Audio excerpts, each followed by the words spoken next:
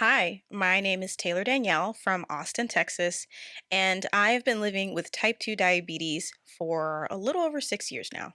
As a woman of color living with diabetes, stigma has mostly showed up for me in the form of weight management. My first endocrinology appointment really impacted my health, both physically and mentally, because I was just told just lose 40 pounds and I'm sure your diabetes will go away. But if you gain the weight back, then your diabetes will come back and with a lot more force. A lot of stereotypes surrounding type 2 almost feels like it's doubled in weight as a woman of color.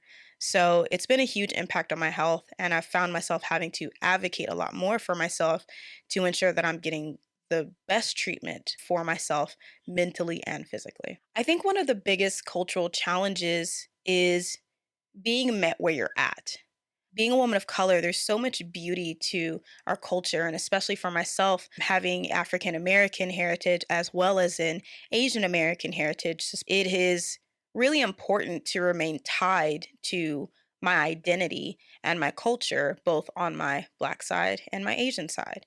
And so, with health challenges such as type 2 diabetes, it often means stripping away a lot of cultural comforts, the biggest one being food, and not being able to enjoy something that I've grown up with can be really challenging when you're trying to manage diabetes and wanting to still feel like you're able to love and be a part of your culture without it impacting your health. And so I think that's something that the healthcare system can really learn a lot from is incorporating people's cultural backgrounds and practices into their health treatment. Peer support and community has been so huge for me, mainly because if it wasn't for the community, I wouldn't know a lot of what I know now. And I don't think the way that I manage my diabetes would be as strong as it is now had it not been for the community. My pursuits in creating my own podcast surrounding diabetes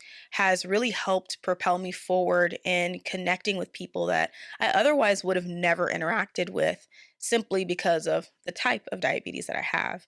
But being able to be a part of organizations and communities like Diabetes Sisters and others that have allowed me to talk with people of all types as well as learn from one another on how to manage my diabetes when we hit literal highs and lows or bumps in the road has taught me so much. I never knew I was supposed to see an endocrinologist until I connected with others living with diabetes.